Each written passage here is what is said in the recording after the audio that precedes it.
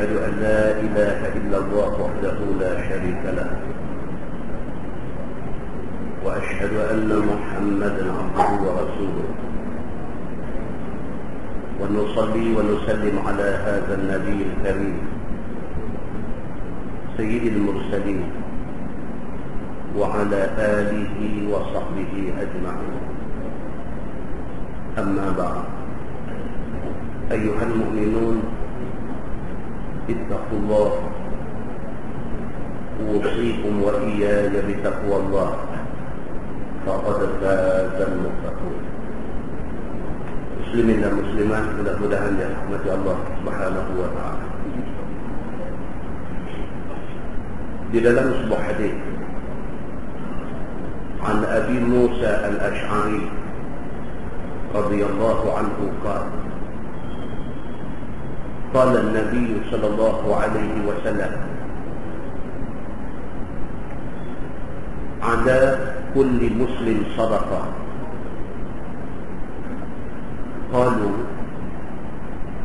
فإن لم يجد؟ قال النبي صلى الله عليه وسلم فيعمل بيديه فينفع نفسه ويتصدق. قالوا فإن لم يستطع أو لم يفعل؟ قال النبي صلى الله عليه وسلم فيعين ذا الحاجة الملهوف. قالوا فإن لم يفعل؟ قال النبي صلى الله عليه وسلم فيأمر بالخير أو بالمعروف. قالوا فإن لم يفعل؟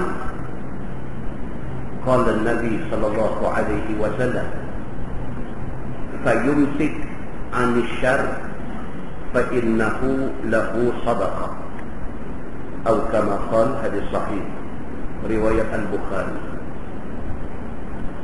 Daripada Abi Musa Al-Ash'ari radhiyallahu anhu, kata dia, sabda Nabi sallallahu alaihi wasallam, Nabi kata menjadi kewajipan bagi setiap orang Islam itu membiasakan diri dia bersedekah. Nabi sebut macam tu. Nabi kata kita, kalau kita orang Islam, bagi biasa diri kita ni sedekah. Tak mesti banyak, sikit pun tak apa, tapi sedekah.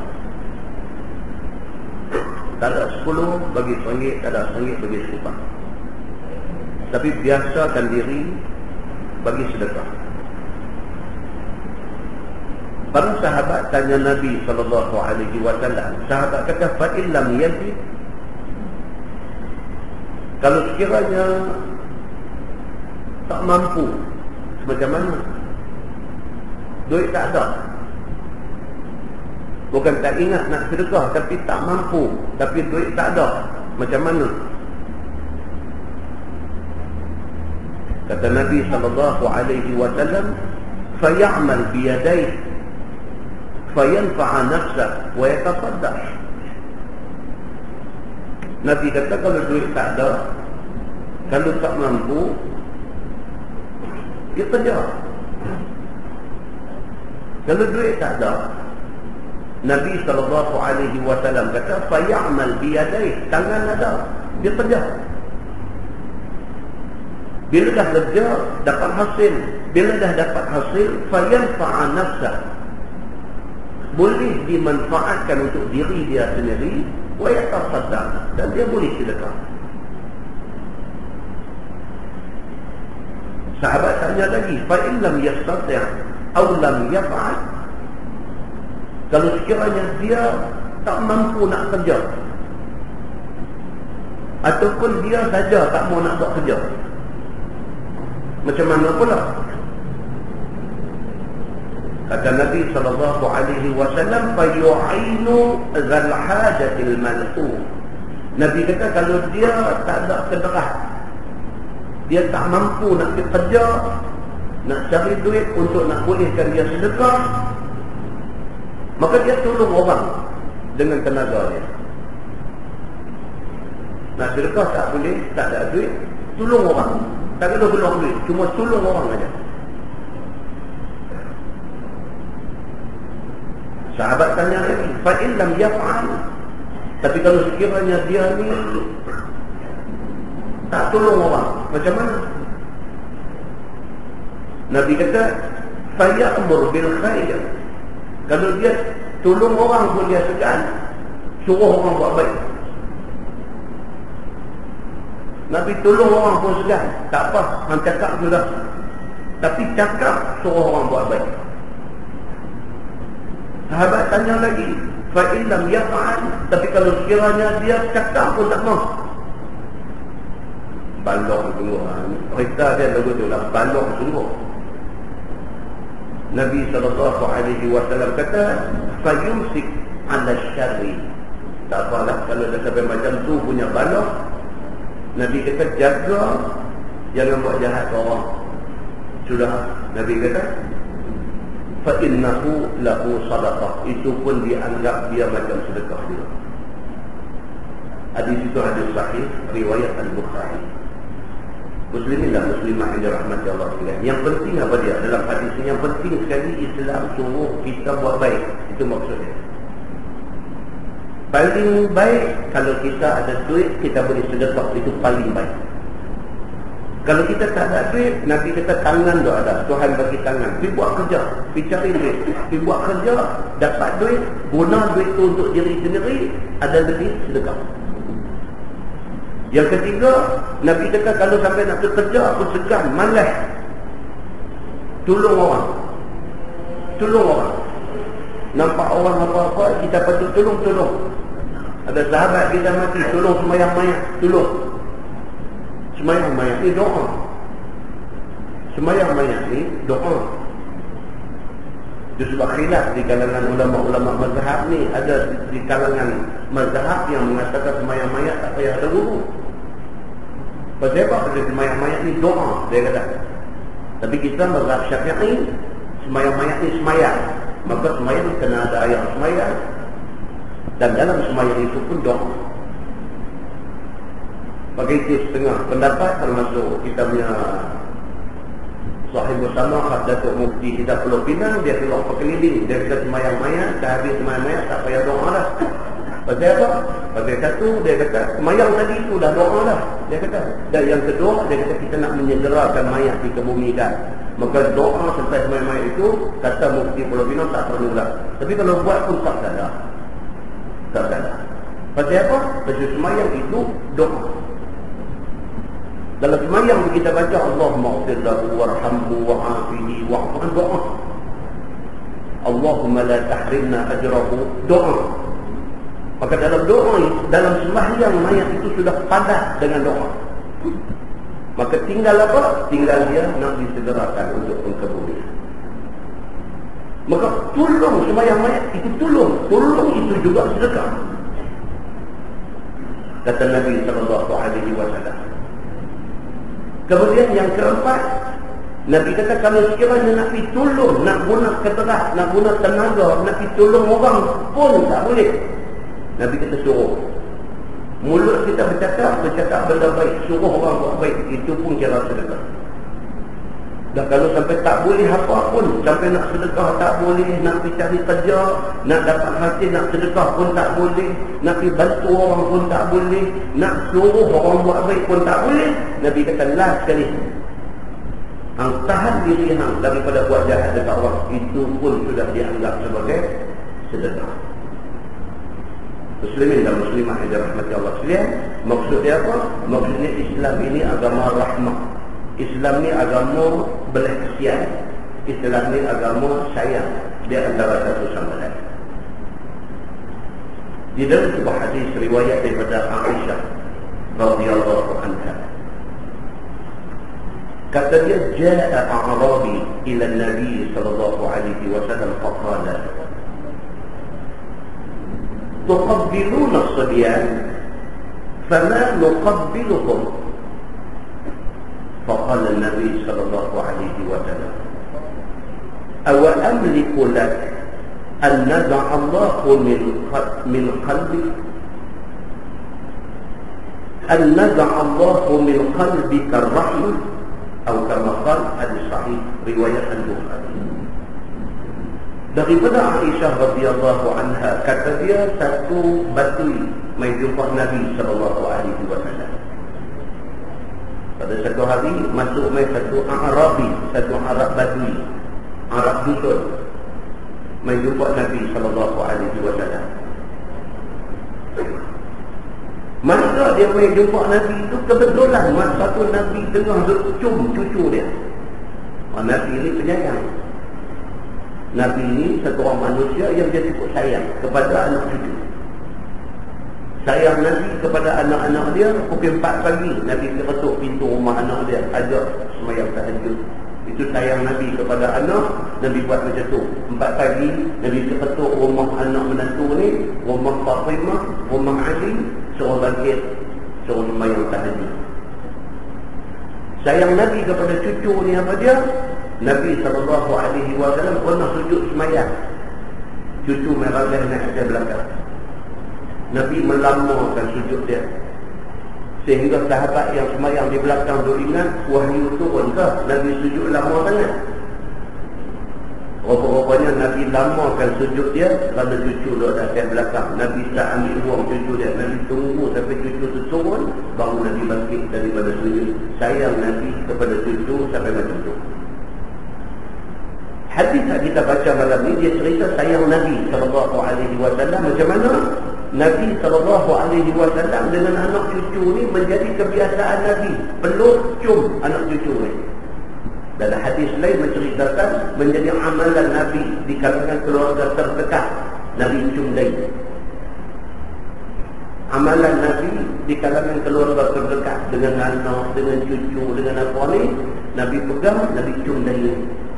Sunnah Nabi SAW. Satu hari Arab dusun ni, Arab Badui ni main di rumah Nabi. Dia main, dia tengok Nabi tengah duk peluk, tengah duk cium cucu. Maka kata Badui ni, dia kena tuqabbiluna as-sidyan. Dia pegang, Tuan duk peluk, duk cium cucu kan? Ni budak-budak ni Tuan suka kan dekat budak-budak ni? Sampai bila jumpa budak-budak Tuan peluk mereka, Tuan cium mereka. Fama nuqabbiluhum, kata Badui ni, kami tak ada pasal nak buat macam ni. Fama nuqabbiluhum, kami sekali-kali kami tak akan buat macam mana Tuan buat ni. Jumpa anak, jumpa cucu, hidup peluk, hidup cium ni kami tak berhenti nak bagi manja anak kami macam ni. Sebab kami percaya anak ni kalau kita bagi manja lebih, esok jadi penakut. Itu kepercayaan mereka. Maka mereka tak mau tunjuk sayang dekat anak ni, nak bagi anak ni jadi lasak. Faqala Nabi sallallahu alaihi wasallam, Nabi bersabda, Nabi kata, awa amliku lak an naz'allahu min qalbika rahmah. Nabi kata, apa aku boleh buat kalau sekiranya Allah sudah cabut kasih daripada hati hamba. Nabi kata apa? Nabi kata, kalau dah hang jenis macam tu, jenis tengok budak-budak, tengok anak, tengok cucu tak ada rasa sayang, aku boleh buat apa?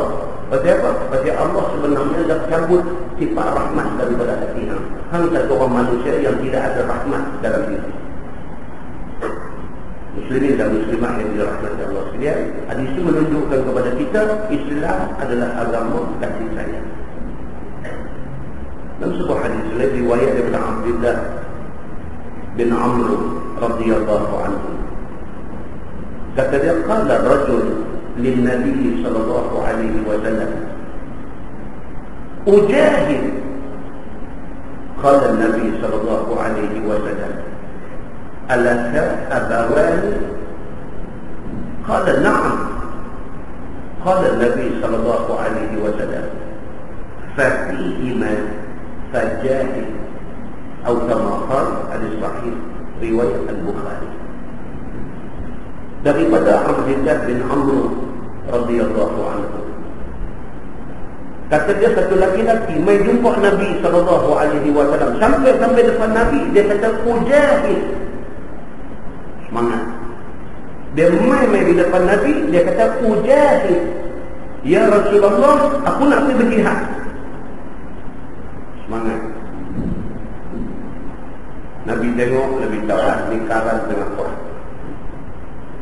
Nabi sebagai satu Nabi, sebagai satu orang yang bijaksana, sebagai satu pemimpin yang hebat, Nabi kata dekat dia, Nabi kata, alaka abawani. Nabi tak sudah. Mak mengayah ada lagi tak? Nabi tanya Syekh ni, Syekh yang main-main muka merah menyala ni, ujahid. Aku kira nak pergi perang balik.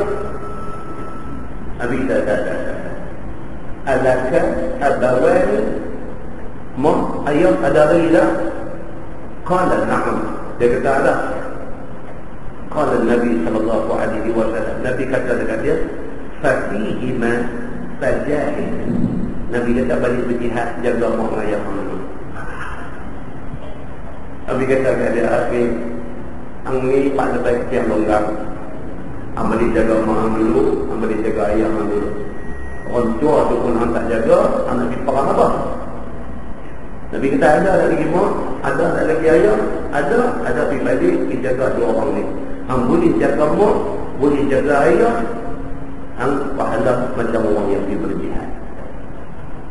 Hadis itu hadis sahih, riwayat Al-Bukhari. Tuan-tuan muslimin dan muslimat yang dirahmati Allah sekalian. Buat mikrofon baru ni dia kacau kan ni. Baik. Dalam banyak-banyak perkara Islam suruh kita start dengan makhluk dulu. Okay.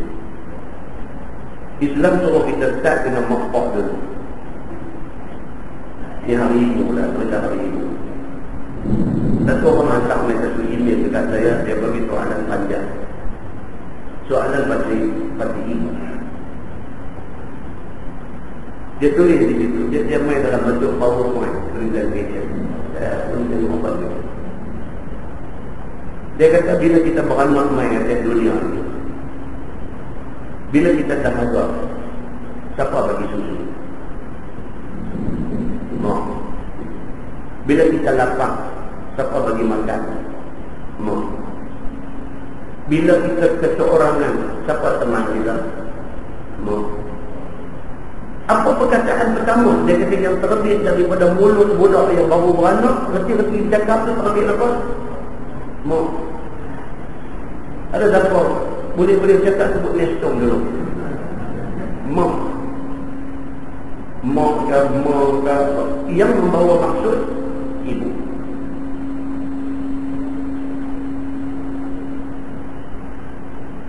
Bila kita menangis, siapa yang mula main? Mak. Bila kita sedih, siapa pujuk? Mak. Kalau kita nakal, siapa marah? Mak. Bila kita rasa takut, siapa main peluk kita? Mak. Bila kita susah, kita teringat siapa? Mak. Bila kita sakit, siapa orang yang paling risau sakit kita ni? Mak. Bila kita nak periksa, kita duduk sekolah ke, kita duduk universiti ke, bila kita nak periksa, siapa yang paling sibuk duduk telefon kita, hang baca buku dah, hang baca buku, siapa? Mak. Dia kata sampai hari ni,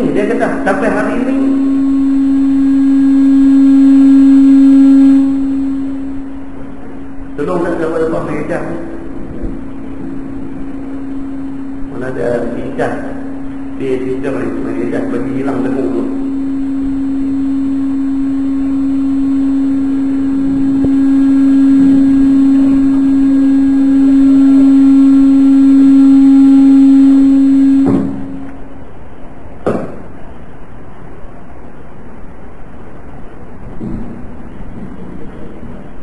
Dia kata sampai hari ini, dia kata siapa dia ni kita dah bekak dah hari ni, siapa dia yang duk peluk kita, yang duk cium kita, siapa? Mak. Siapa yang sampai hari ini masak sedap dan dia tahu masakan kegemaran kita?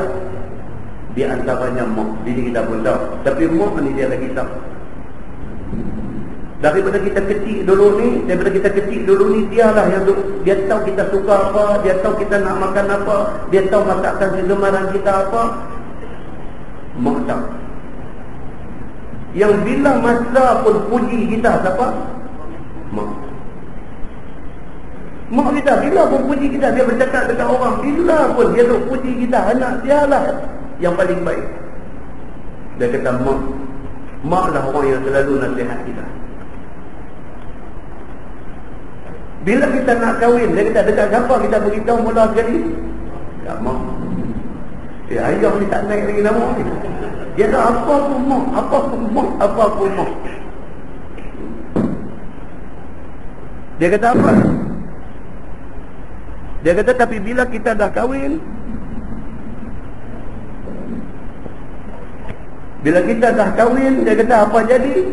Bila dah kahwin, tadi belum kahwin dengan cerita. Bila dah kahwin apa jadi? Dia kata bila seronok kita cari bini kita, bila sedih kita cari mak kita. Tak tahu ni email lah dia hantar, tuan-tuan tapih balik kejutan tu. Dia kata bila kita dah kahwin, bila kita berjaya, kita celebrate kejayaan kita dengan bini kita. Tapi bila kita gagal, kita pergi mengadu kat mak kita. Dia kata tapi bila kita kahwin, kalau kita bahagia, kita peluk bini kita.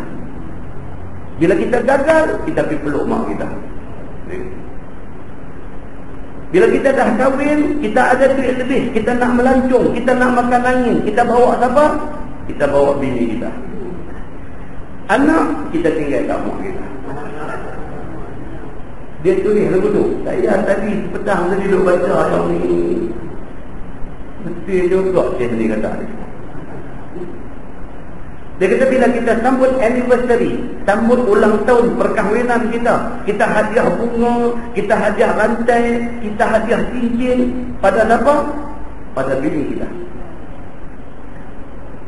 Thank you for being the best wife. Sekarang SMS ni hantar bini. Tapi bila kita sambut hari ibu, kita kata apa kat mak kita? Selamat hari ibu aja, apa pun cara. Pun nak beli apa satu bagi kat mak tak ada. Cukup dengan mak selamat hari ibu. Itu pun dah cukup bagus. Inilah nasib mak, saya kata. Pendeknya apa? Pendeknya dia kata kita ni selalu ingat orang lain. Ingat bini, ingat anak, ingat apa. Kita tak ingat mak kita, tapi mak sentiasa ingat kita. Mak kita berjaya ke, kita gagal ke, kita jadi apa pun, dia ingat kita anak dia. Kita selalu beli hadiah untuk lain orang, terutamanya bini kita. Tapi kita tak tahu bila satu hari kita nak beli hadiah kat mak kita. Tak pernah beli ni. Dan tak tahu bila nak bagi.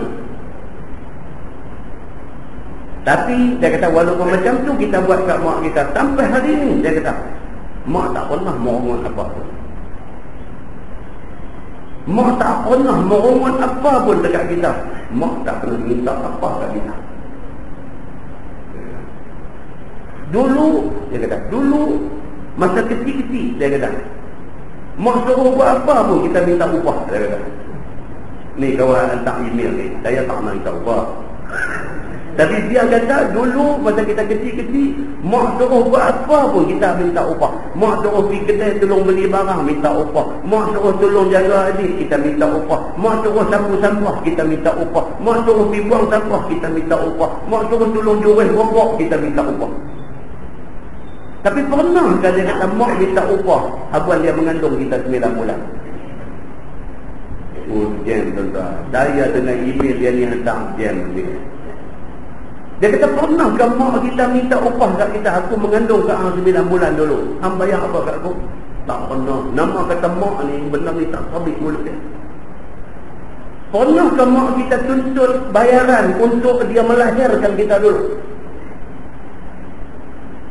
Macam mana sakit dia, orang perempuan yang biasa melahirkan anak tahu sakit dia. Macam itulah sakit mak dia masa melahirkan dia dulu. Dia tak pernah tuntut dengan kita bayaran untuk sakit dia melahirkan kita. Dia tak pernah tuntut bayaran dengan kita untuk dia berjaga malam berapa lama dulu masa duk belah kita. Dia tak pernah tuntut ganti rugi apa-apa dekat kita atas yang mata dia yang menitis kerana kita. Kita buat onak, kita buat jahat, kita buat sesuatu yang melukakan hati dia, kita sakitkan hati dia, kita kecilkan hati dia, air mata dia jatuh. Dia tak pernah minta ganti rugi kat kita. Mak tak pernah tuntut apa-apa. Makan minum yang dia pernah bagi kat kita, pakaian yang dia beli dekat kita, keperluan kita semua, dia kata mak tak pernah minta apa-apa. Pengajaran, dia kata apa dia? Pengajaran sementara mak masih ada, sayanglah dia. Sementara mak masih ada, ziarahilah dia. Sementara mak masih ada, penuhilah hajat dia. Itu yang macam ni.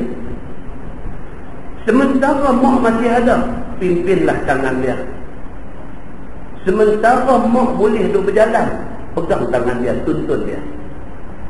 Sementara mak masih boleh melihat, renung mata dia. Sementara mak ni masih boleh dengar, cakap bagi telinga dia dengar kita sayang dia. Saya baca ni, tuan-tuan, benda ni yang dia buat dalam tu. Kalau mak dah tak ada, dia kata, jangan lupa doa kebaikan untuk dia. Bagi orang yang mak dah tak ada, malam ni baru dia dengar, baru dia tahu si hati dia. Masa orang tua tu ada dulu, dia tak rasa sayang kat mak dia. Malam ni entah macam mana ada kehendak Allah Subhanahu Wa Taala, dia dengar yang ni dia pusing. Tapi mak dah tak ada. Doakan dia. Doakan kebaikan, kesejahteraan, segala-gala yang baik untuk dia. Pasal apa? Pasal dia adalah satu-satunya mak kita. Tuan-tuan dan perempuan muslimin dan muslimat yang dirahmati Allah, ini benda yang Islam suruh kita ambil. Pasal apa? Pasal dunia ni dia satu kitaran, dia satu pusingan. Apa itu? Kita jadi anak kepada mak kita. Esok kita jadi mak pada anak kita. Baik kita buat ke mak kita, baiklah anak kita buat ke kita. Saya pernah bawa cerita ni di masjid Fitra Al-Ustaq. Itu cerita pasal satu orang putih, orang terkenal, Thomas Edison. Thomas Edison, tuan-tuan, ni lampu cerah kita boleh duduk tengok. Dia kita, dia satu orang putih yang tidak Islam, yang tidak beriman dengan Allah, tapi itu jasa dia. Dia cerita balik, dia kata Thomas Edison ni, dia kata satu budak yang dilahirkan pekak, telinga tak dengar. Mak dia hantar dia pergi sekolah, cikgu hantar balik. Cikgu hantar balik, cikgu tulis satu nota bagi kat dia, bagi kat mak. Cikgu tulis di nota tu, he was too stupid to learn. Cikgu sekolah mana lah tak tahu buat macam ni. Dia tulis atas nota tu, ni Thomas Edison ni, he was too stupid to learn. Budak ni bangang, dia tak boleh mengaji apa. Cikgu main hantar, dia pun masuk dalam rumah, masuk, mak dia bagi satu nota, mak dia baca-baca, anak aku cikgu kata bodoh, tak boleh nak belajar. Mak dia bila baca-baca tu, mak dia kata, my son, dia kata, Thomas isn't too stupid to learn, I'll teach him myself. Dia kata, ni yang kata mak ni. Orang putih pun mak juga dia. Jangan kata orang putih bukan mak, orang putih pun mak juga. Mak ni sifat keibuan, sifat umumah. Orang Arab kata umumah, sifat keibuan tu. Bila orang kata anak dia bodoh, dia tak boleh terima. Bukan cakap dia tak boleh terima, dia menganggap itu cabaran pada dia. Dia kata apa? Dia kata my son, dia kata Thomas, dia kata isn't too stupid to learn. Anak aku bukanlah bodoh sangat sampai tak boleh nak mengaji. Dia kata, I'll teach him myself. Aku akan ajak anak aku sendiri. Dia ajak sendiri anak dia. Kemudiannya Thomas Edison ni jadi apa, tuan-tuan? Dia yang mencipta lampu ni, bab lampu ni. Dia cipta. Motion picture, gambar bergerak kita tu tengok TV tu semua dia yang mula cipta. Tape recorder ni yang sampai jadi besar ni, MP player ni, asal dia cipta. Tape recorder dia cipta. Dia mati umur 84 tahun. Seluruh Amerika Syarikat ambil satu masa, 1 minit sebagai tanda penghormatan kepada dia bila dia mati. 1 minit padam lampu. Lampu dia cipta ni dia padam 1 minit sebagai satu tribute kepada dia, satu orang yang berjasa bukan sahaja kepada negeri dan negara di Amerika, bahkan kepada penduduk dunia. Yang saya nak highlight ni apa dia? Tak jadi mak dia tadi ni. Dan ada satu ungkapan kata-kata Thomas Edison dalam nak menerangkan kepada dunia siapa mak dia. Dia tulis, dia kata apa? My mother was the making of me. Dia kata, mak saya lah orang yang buat saya jadi macam ni. Kalau satu orang putih bukan Islam, tuan-tuan, reti menghargai satu orang mak. Apa hal dengan orang Islam ni yang ada Quran, ada hadis, tapi tak tahu nak menghargai mak sendiri. Itu mukadimah untuk malam ni. Mudah-mudahan dia menjadi renungan untuk kita semua, insya-Allah. Kita menggunakan Bahrul Mazi jilid 19. Bahrul Mazi jilid 19. Muka surat 20 kita masuk bab majaa fi man yaqlubu bi'ilmi fid dunya. Sebab yang datang pada menyatakan orang yang menuntut dunia dengan ilmunya. Ini tajuk bahaya. Orang yang tujuan mula lagi lah dia pergi mengaji ilmu, pasal apa? Pasal dia nak dunia. Ketahuilah saudaraku, hendaklah satu orang yang nak menuntut ilmu bahawa ada niatnya, qasad dalam hatinya itu sahih. Daripada awal mengaji kita betul niat kita. Aku nak mengaji ni kerana Allah. Lepas tu dia mainlah lintasan macam mana pun, astagfirullahalazim, aku nak mengaji kerana Allah. Dia akan main lintasan ni, dia akan main. Dia akan main tak pergi pasal apa? Pasal lintasan ni kerja syaitan. Syaitan tak lepas kita. Dia tak lepas kita. Sebab Nabi kata inna syaitan yajri majrad dam. Syaitan ini dia berjalan pada jalanan darah manusia. Badan kita ada darah, ada syaitan. Maknanya kita ralit sikit, dia sapu kita. Jadi kita kena jaga. Bila ada lintasan macam tu, astagfirullahalazim, aku kerana Allah. Kita counter balik lintasan syaitan itu. Kita counter balik. Astagfirullahalazim, aku buat ni kerana Allah. Macam hadis tadi kata suruh kita bagi sedekah. Kita bagi sedekah, dia main lintasan. Kata dia ni dipuji aku lepas ni. Main lintasan tu, kita potong balik. Astagfirullahalazim, bukan ni yang aku nak. Aku nak benda ni ikhlas kerana Allah. Kita lawan. Macam mana syaitan tak tahu putih hasa, macam itulah kita tak boleh putih hasa nak lawan dia. Baik. Dia kata dan dengan niat yang benar, dan dengan azam yang bersih, dan dengan qasad menghambakan diri daripada segala bencana dan cara nafsu, dan qasadkan untuk nak mengubah diri dengan kelebihan dan segala sifat dan segala perangai yang baik-baik, dan qasadkan untuk nak berdamping diri kepada Allah pada masa yang tiada lambat launnya. Kita kena ingat macam tu. Aku mengaji ni pasal apa? Pasal aku nak dekat diri aku dengan Allah. Aku nak mengaji ni pasal apa? Pasal aku nak lawan nafsu jahat yang ada dalam diri aku. Yang aku mengaji ni pasal apa? Pasal aku mengaji ni pasal aku nak hati aku bersih. Dia kata begitu. Dan maulah naik hampir kepada jamaah yang berdarjat tinggi daripada segala malaikat, dan sekalian yang hampir diri kepada Allah. Sebagaimana malaikat dia buat kerja kerana Allah semata-mata. Pasal apa? Pasal malaikat tak ada nafsu. Maka dia tak ada masalah tentang ni semua. Maka janganlah qasad niat dalam hati kita menuntut ilmu tu kerana mau jadi kepala dan mau jadi ketua yang memerintah. Jangan ingat macam tu. Aku mengaji ni pasal apa? Itu aku pandai, aku balik tu nak kontrol orang semua. Tak boleh niat macam tu.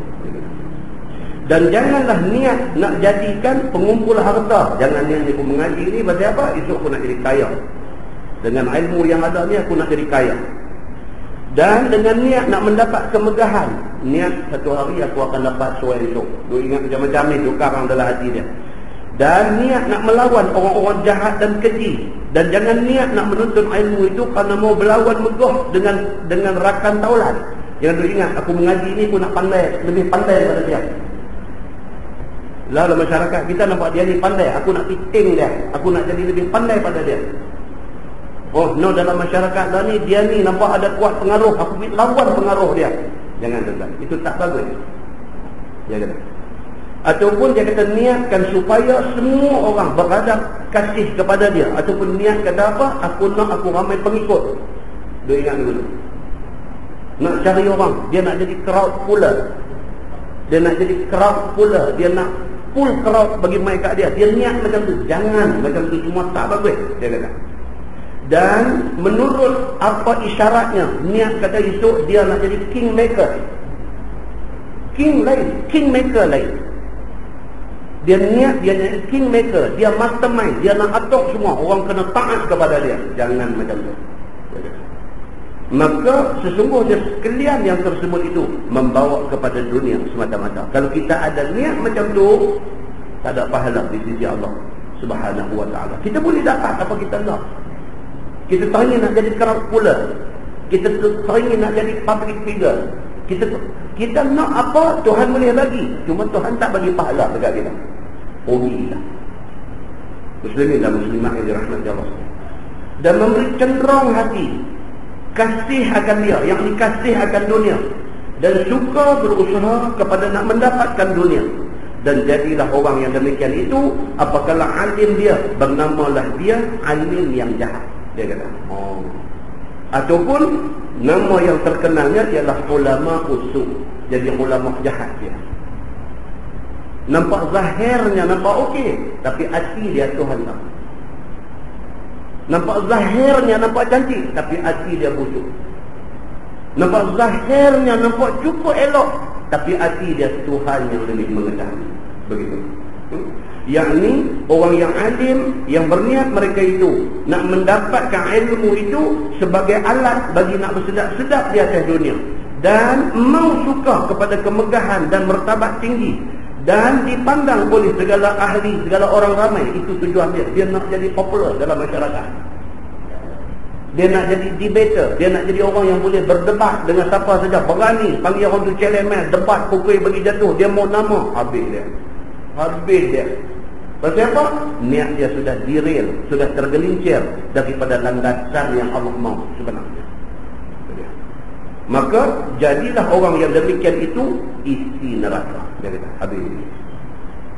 Wal'iyadzubillah. Sebagaimana tersebut di dalam hadis yang dikeluarkan oleh Imam At-Tirmizi, kata dia an Ka'b bin Malik radhiyallahu anhu qala sami'tu Rasulullah sallallahu alaihi wasallam yaqul man talaba al-'ilm liyujariya bihi al-'ulama aw liyumariya bihi as-sufaha أو يصرف به وجوه الناس إليه أدخله الله النار.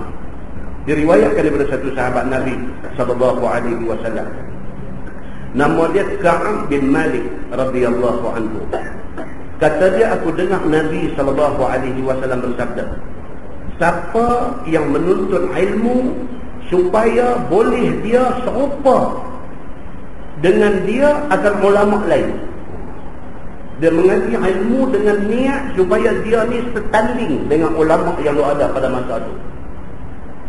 Katalah masa tu ulama yang hebat siapa dia? Tok Guru Ni Aziz. Dia nak dia pergi duduk standing. Oh, dia niat macam tu tak kena. Mengaji kerana Allah. Esok nak jadi macam mana Allah atur. Tak mau niat daripada awal tu nak pergi duduk satu baris dengan Nabi tak bagi orang niat macam tu, dia kata. Seperti mana kehendaknya biar dikata orang akan dia seorang daripada ulama yang terbilang. Dia duk cadang tu, dia nak pegang yang tu, dia nak pegang title tu, dia jadi ulama apa? Ulama yang cemerlang, gemilang dan terbilang. Kan? Ataupun supaya boleh dia berlawan dengan dia akan orang-orang yang busuk dan keji. Dia duk ingat tu. Siapa dia ni? Dia nak pergi challenge, dia nak pergi tumpaskan orang tu di dalam perdebatan. Dia mempunyai tendensi, kecenderungan macam tu. Dia cabar orang tu, dia cabar orang ni, dia cabar orang tu, dia cabar orang ni. Dalam debate tu dia jatuhkan orang tu dan dia ambil nama dengan cara macam tu. Kalau itu niat dia, kalau itu kecenderungan dia, Nabi kata tak mau macam ni. Itu tidak ikhlas nama dia kata. Seperti kehendaknya mau menunjukkan dirinya pandai. Dia jadi macam tu. Dia main dalam hati dia. Ataupun lebih daripada segala orang yang dilawannya, dia nak yang tu, dia nak nama tu, dia nak kata dia lah yang paling hebat, dia lah champion. Ini semua dia kata tak bagus, dia kata. Atau supaya memaling dia dengan ilmunya itu akan orang-orang. Tu tadi hadis tadi dia kata, au yang tarifa bihi wujuhan nasi ilaih. Dia nak tarik orang bagi tengok dia. Dia nak tarik perhatian orang semua tengok dia. Seperti kehendaknya dia menurut akan dia kerana pandainya itu. Nak bagi semua orang kata dialah sebenarnya ulama betul yang betul-betul pandai. Kalau itu niat dia, apa jadi dia kata? Nescaya dimasukkan oleh Allah akan dia ke dalam neraka. Na'udzubillah. Itu. Tuan-tuan, satu benda yang paling susah kita nak jaga dalam diri kita apa dia? Hati kita. Sebab Hindustan kata hati merit hati. Apa makna saya pun tak tahu. Tapi bahasa lagu maksud dia hati juga. Hati tu Allah yang mengetahui. Dia kata At-Tirmizi, ini hadis gharib dan tiada kami ketahui akan dia melainkan ini wajah. Baik, masalah menuntut ilmu bukan kerana Allah itu amat dilarang oleh agama kita. Maka misal orang yang menuntut ilmu bukan kerana Allah, ada tersebut di dalam beberapa hadis. Seperti hadis dalam masalah itu. Dan hadis yang lagi akan datang ini. Dan siapa menuntut yang demikian itu, yang dia pergi mengaji ilmu bukan kerana Allah, maka tidak lain daripada neraka untuknya. Lari aja niat dia, Allah kata adkhalahullahu an-nar. Masuk dia di dalam neraka. Maka dibalas Allah sebagaimana disebut dalam khabar ialah hadis. Seperti dalam hadis yang dikeluarkan oleh Imam At-Tirmizi. Kata dia Ali bin Umar anin Nabi sallallahu alaihi wasallam qala man ta'allama ilman li ghairillah aw arada bihi ghairallah falyatabawwa maq'adahu minan nar. Diriwayatkan daripada satu sahabat Nabi sallallahu alaihi wasallam, nama dia Abdullah bin Umar bin Al-Khattab radhiyallahu anhuma. Daripada Nabi sallallahu alaihi wasallam, sabda Nabi, siapa menuntut dia akan ilmu kerana lain daripada Allah ataupun berkehendak dia dengan ilmu itu lain daripada Allah, maka hendaklah ambil tempat duduknya di neraka. Nabi kata, kalau niat dia melencong, dia tak sampai surga, dia ke neraka. Kata Tirmizi, dan pada bab ini ada riwayat lain daripada Jabir, dan bermula ini hadis hasan lagi gharib, dan tiada kami ketahui akan dia daripada hadis Ayyub melainkan ini wajah. Baik, kemudian menuntut ilmu dengan niat mendapat gaji dan sebagainya itu juga ditegah oleh syariat punggah. Punggah lah, dia kata kalau mengaji kerana dia ingat kata itu nak kerja, nak makan gaji pun tak mau ya. Dia kata tak cantik juga. Mana nak tak gaji ni. Tapi agama mau macam tu.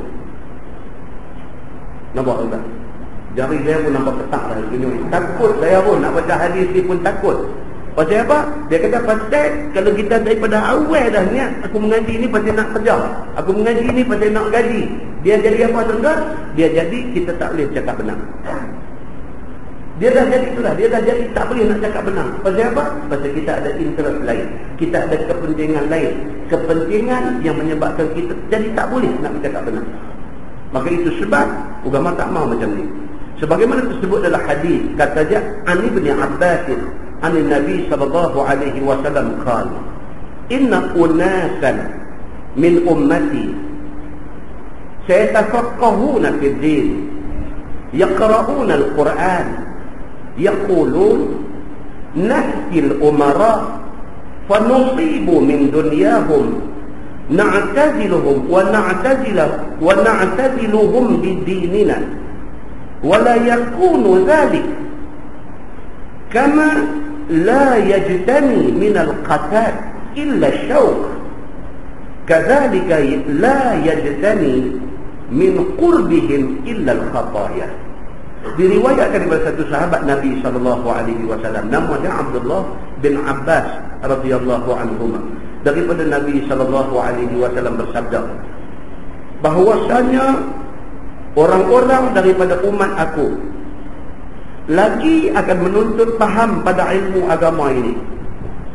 Membaca mereka itu akan Quran. Berkata mereka itu, jom kita pergi kepada raja-raja dan pemerintah, maka kita ambil daripada dunia mereka itu. Dunia. Nabi kata esok-esok ni akan ada satu golongan dalam umat Nabi Muhammad ni yang dia mengaji ilmu, dia mengaji ilmu agama. Daripada awal dia niat dah, esok aku dah ada ilmu agama ni, aku boleh pergi cari makan dekat pemerintah. Aku nak pergi kerja dengan dia, aku nak pergi jadi pak angguk, aku nak pergi jadi pak turut dia. Dia kata apa, aku setuju. Dia kata apa, aku akan bagi tahu dia buat begini. Sehingga kan Nabi kata apa, di kalangan umat aku ni akan ada orang yang macam ni. Dia kata apa? Dia kata na'til umara fanusibu min dunyahum. Dia kata jom kita pergi dekat pemerintah, daripada orang kaya kita ambil sikit kekayaan mereka. Kita pergi duduk sebelah mereka, kita ambil sikit kekayaan mereka. Wa na'taziluhum bidinina, dan kita muliakan mereka dengan agama kita. Dia gunakan agama, ilmu agama yang ada dekat dia, nak pergi bagi nampak kawan yang tak betul ni betul. Nak bagi nampak kawan hina ni nampak mulia. Dia ni sanggup pergi gadai ilmu agama dia kerana nak ambil kepentingan dunia ni. Dia sanggup pergi buat macam tu, pergi bagi orang nampak hak salah tu nampak betul. Dia kata. Dan tiada ada demikian itu, seperti barang yang tiada dipetik daripada pohon duri melainkan duri. Yang ni orang yang hidup dekat dengan pemerintah itu, yang digadai ilmu agama dia kerana nak ambil kepentingan di sisi pemerintah itu, samalah seperti orang yang pergi dekat pokok duri. Maka tiada dipetik daripada pokok duri itu melainkan duri. Maka tiada dipetik daripada hampir mereka itu dengan pemerintah itu melainkan dosa semata-mata. Dia pergi jadi rubber stamp. Pemerintah buat satu benda tak betul, dia pergi endorse kata betul. Orang tengok, orang kata ni, dia ni pun alim besar ni, dia kata betul. Macam mana kita nak kata tak betul? Nampak? Dia pergi endorse benda tak betul, dia pergi endorse kata betul. Dengan menggunakan ilmu agama, kelulusan tinggi dalam bidang agama yang ada kat dia tu, dia pergi endorse benda tak betul, pergi kata betul. Nabi SAW kata akan berlaku di kalangan umat dia keadaan ini. Dia kata. Yang menyebabkan apa dia? Orang awam keliru, jadi confused. Dia kata betul. Dia tak tahu kalau kata benda ni tak betul. Kalau dia tahu kata benda ni tak betul, macam mana dia kata betul? Dia mengaji agama lagi tinggi daripada kita, kita ikut dia. Maka dia terbabas, orang lain pun turut terbabas sekali.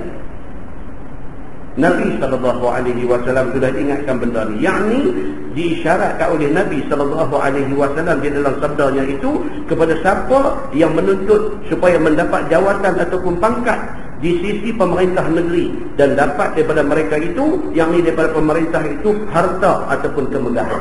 Dia pergi buat tu pasal apa? Pasal nak fulus. Dia buat tu pasal apa? Pasal nak kemegahan. Kalau itu tujuan dia pergi buat, habis dah. Kalau dia nak pergi duduk di tepi orang-orang macam ni, tetapi nak jadi penasihat yang betul, cantik. Dia nampak tak betul, dia ambil satu appointment, dia masuk menghadap. Dia kata, minta maaf lah, saya tanggungjawab saya dibayar gaji untuk nak jaga hal agama, saya nak beritahu, dia ni jangan buat, ini salah. Pasal apa? Ni dia ayat Quran macam ni, hadis kata macam ni, saya minta tolong, jangan buat benda ni. Kalau buat, tuan dosa, rakyat akan turut berdosa. Saya lepas tanggungjawab saya beritahu dekat tuan. Kalau itu yang dia buat, macam ni, cantik lah. Muslimin dan muslimat yang dirahmati Allah. Padahalnya tidak didapati yang demikian itu. Bahkan yang lebih banyak dapat ialah dosa. Tapi kalau pergi duduk, tak ada apa yang dia boleh buat, maka melainkan dosa lah yang dia dapat. Kalau dia tegur, dia tak berdosa. Kalau dia tak tegur, dia berdosa. Muslimin dan muslimat yang dirahmati Allah sekalian. Dan satu lagi hadis, katanya an Abi Hurairah radhiyallahu anhu qala Rasulullah sallallahu alaihi wasallam, man ta'allama sarf al-kalam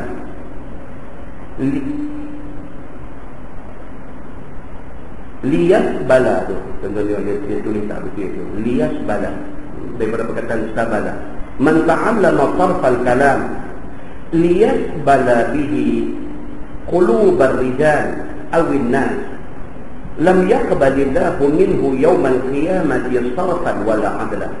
Diriwayatkan daripada satu sahabat Nabi sallallahu alaihi wasallam, nama dia Abi Hurairah radhiyallahu anhu. Katanya sabda Nabi sallallahu alaihi wasallam, siapa belajar dia akan perhiasan cakap dan penggubahan cakap supaya dapat menawan dia akan hati sekalian orang yang mendengar, nescaya diterima Tuhan daripadanya pada hari kiamat akan amal fardu dan amal sunat dia. Dia pergi belajar ni cara public speaking ni. Dia belajar public speaking ni, dia pergi belajar cara nak cakap, bila nak tekan suara, bila nak slow suara, bila dia pergi belajar dengan tujuan. Dengan tujuan apa dia? Dengan tujuan supaya dia boleh pukau orang apabila orang dengar cakap dia. Kalau itu tujuan dia, dia tak dapat apa pahala di sisi Allah. Melainkan apa? Melainkan Allah tak terima amal fardu dan amal sunat dia. Maksud dia apa? Maksud hadis ni tak ikhlas dah. Dia belajar bukan ikhlas kerana Allah, tapi kerana nak manipulate orang. Ahli-ahli politik kebanyakan dia belajar ni, cara public speaking ni dia belajar. Dia start mukadimah dia pun kita dah kemas sebab dulu ni nampak nak sedap ni malam ni. Baru mukadimah.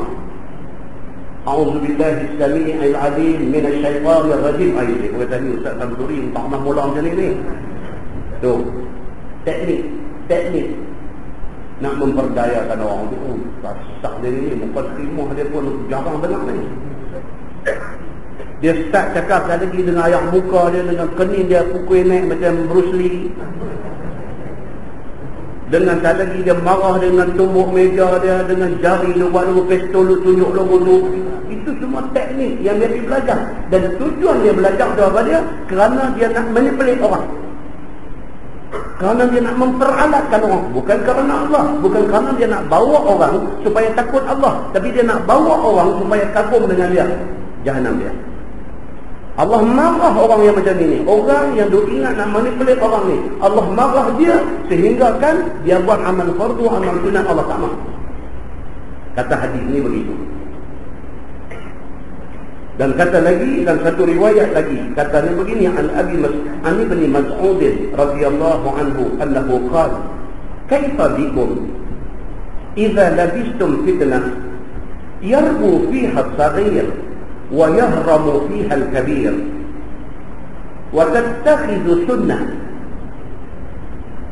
fa in taghayyarat yawman qila hadha munkar qala wa mata dhalika ya Rasulullah qala idza qallat umana'ukum wa kathurat umara'ukum wa qallat fuqaha'ukum wa kathurat qurra'ukum wa tafaqahu li ghairi din wal tamatat ad-dunya bi'amali al-akhirah. Maksudnya diriwayatkan daripada satu sahabat Nabi sallallahu alaihi wasallam. Nama dia Abdullah bin Mas'ud radhiyallahu anhu. Kata dia, bagaimana keadaan kamu apabila kena sekalian kamu akan fitnah? Abdullah bin Mas'ud satu hari dia tanya sahabat-sahabat lain. Esok ni dia kata akan mai itu fitnah dahsyat. Bila mai fitnah tu agak-agak hampa macam mana hampa nak buat pada masa tu? Hampa nak buat apa pada masa tu? Yang ni pekerjaan yang menyalahi agama. Fitnah tu apa dia? Fitnah tu ialah orang buat benda yang agama tak suruh, tapi orang kata agama. Jangan. Dia buat benda yang Nabi tak pernah buat, Nabi tak pernah suruh buat, bahkan Nabi larang buat dah. Tapi masyarakat pada masa itu buat benda tu dan menganggap itu benda agama suruh. Itu fitnah, saya kata. Macam kita hari ni, kita hari ni kadang-kadang kita tak boleh nak differentiate. Kita tak boleh nak bezakan antara adat dengan ibadat. Tak boleh beza. Kita tak tahu. Ni bila ada adik-beradik nak turun di Mekah buat haji ke buat umrah ke, bila nak turun duduk di bank bertanah di depan pintu, bank pula lagu cara Piramli ni. Allahu Akbar, Allahu Akbar. Begitu. Bank pun tak ada. Akbar. Barah je, mana boleh panjang dah hujung tu. Piramli tak pergi dia lah. Yang kita Haji Ramli ni duduk bang lepas tu. Ya, jadi timbul persoalan. Orang tanya, Ustaz, adakah kalau ada orang nak pergi Mekah, nak pergi haji kan, nak pergi umrah kan, mesti kena bang ke Ustaz? Dia kata. Saya tak tahu lah, saya tak pernah jumpa lagi lah satu hadis pun yang terus buat macam tu. Habis dah ni yang orang duk buat semua ni, macam mana cari kawan nak bang tak ada ni, sampai terbang terlepas tak apa, cari bagi bang juga. Ni dia ni nak pergi ni.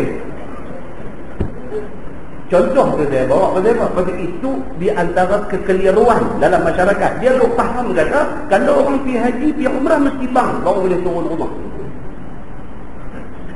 Belum cerita turun tu, perkataan turun tu pun dalam pengikat kata turun. Siapa nak buat turun? Dia orang dah. Kita kata turun sendiri lah. Dia selama ni, dia duduk pergi kerja, dia duduk turun, kita bawa turun dia. Tak ada lah ni dia nak pergi Mekah, dia nak pergi haji. Turun sendiri lah. Lagu macam mana dia duduk turun pergi kerja, lagu pula dia turun pergi haji. Ustaz tak faham ni. Dia kata saya bukan siapa nak buat turun dia duduk tak faham lagi. Turun sendiri lah. Yang pentingnya apa? Doa musafir tu. Yang tu yang sunnah. Doa musafir tu. Kalau kata turun tu naik doa atas kereta, doa naik kenderaan itu yang Nabi baca. Subhanallazi sakhkhara lana hadza wa ma kunna lahu muqrinin wa inna ila rabbika lamunqalibun. Itu doa yang Nabi baca. Itu yang sunnahnya, itu yang Nabi buatnya. Hatu cari tu imam turun ni semua. Apa dia tak tahu turun ke? Sampai nak kena tu imam buat turun dia. Tok Imam pun tak menang. Hari ni dalam karya dia ada 7 orang nak turun. Jadi Tok Imam kena pergi buat turun 7 orang. Kapal terbang bukan nak tunggu. Kapal terbang dia cukup time dia jalan. Tapi kekeliruan ni. Ada satu pihak pula kata, Allah tu satu sentuhlah benda tu, bang bukan benda tak elok. Dia kata bukan soal elok tak elok, soalnya itu kekeliruan dalam masyarakat. Soalnya bang tu tak ada sabit pun dalam hadis mana-mana pun yang terus buat tu. Macam ni kekeliruan. Yang hadis kita baca tadi disebut oleh Abdullah bin Mas'ud radhiyallahu anhu. Dia kata kaifa bikum idza labistum fitnah. Macam mana hampa kalau hampa hidup pada waktu berlaku fitnah ni, yang pada waktu itu dia kata apa? Watattakhidhu sunnatan. Orang menganggap benda yang bukan sunnah itu dia kata sunnah. Oh, kacau. Sunnah ni maksudnya benda Nabi buat. Benda tu Nabi tak buat, tapi dia tu kata benda Nabi buat. Kacau. Ini cerita dia. Baik. Yang subur pada ketika itu orang-orang mudanya dan tua di dalamnya orang-orang yang tua. Dalam fitnah tu orang muda cara orang muda, orang tua cara orang tua. Dikeliru habis. Orang muda pun keliru cara orang muda, orang tua pun keliru cara orang tua. Dan apabila dan dia ambil akan dia jalan yang diikutnya atasnya oleh orang ramai dan diikut akan dia oleh orang-orang Islam, padahal ia menyalahi syarat. Dia main tikam turun. Dia tengok orang sebelum tu buat, orang sebelum tu tengok orang sebelum tu buat, orang sebelum tu tengok orang sebelum tu buat, dia buat. Benda tu menjadi amalan turun-temurun. Tetapi tidak ada nas yang menyokong amalan itu. Semua-sama tak ikut. Aku tak tahu dulu pak aku, tuan aku semua ada buat. Kalau tanya balik tuan dia kata dulu pak aku, tuan aku buat. Dia duduk pergi begitu. Walhal dia tak tahu. Tak sebenar-benar tuan kita ni Nabi sallallahu alaihi wasallam.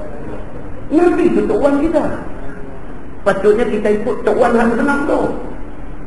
Bukan ikut tuan. Ini hadis ni, dia nak abang kata sampai jadi macam tu, sampai benda yang bukan syarak, yang bukan benda agama, dia anggap sebagai benda agama dan syar'i. Okey? Baik. Maka jika diubah akan dia pada satu hari, maksudnya diubah, buat jadi betul balik. Dia abang kata ni, abang duk buat ni salah. Pasal apa salah? Ni dia hadis bagi tahu macam ni. Kawan hak diubah nak buat bagi betul itu, dikata orang kepada dia ini mungkar. Dia kata dia takdir. Dia tidak apa betul, benda salah. Dia nak apa betul itu, dia kata dia tak betul. Ambil abang. Contohlah kita kata, dalam hadis riwayat Muslim, terang-terang melarang kita buat binaan atas kubur. Terang. Binaan atas kubur, terang-terang dilarang. Mayat simpan, esok dia penaik batu marmar, buat tembok apa semua, kira kawasan tu dia pokong kat dia, pokong. Dia tahu pokong.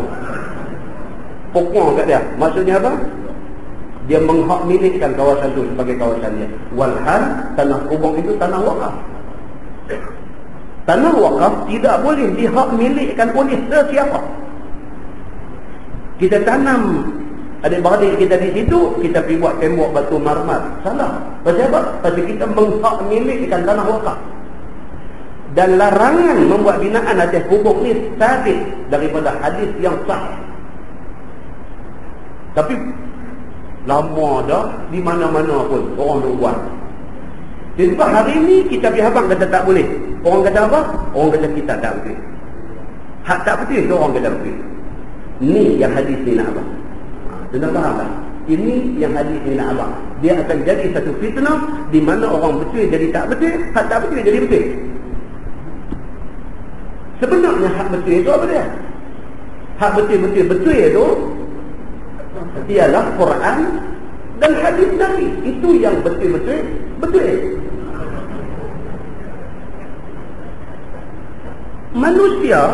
Manusia bila pun tak betul kalau sekiranya hak dia kata tu bercanggah dengan Quran dan hadis. Pasal apa? Pasal yang betul itu ialah Quran dan hadis Nabi sallallahu alaihi wasallam. Bila satu orang berhujah dengan kita, dia bawa main Quran ni dia. Dan dia tunjuk tafsiran ayat tu macam ni daripada tafsiran yang muktabar. Dan bila dia berhujah dengan kita, dia bawa main hadis ni dia. Dan dia terang maksud hadis tu macam ni daripada huraian yang muktabar. Maka apa yang dia beritahu tu betul. Apa juga yang dibuat menyalahi hak tu adalah tak betul.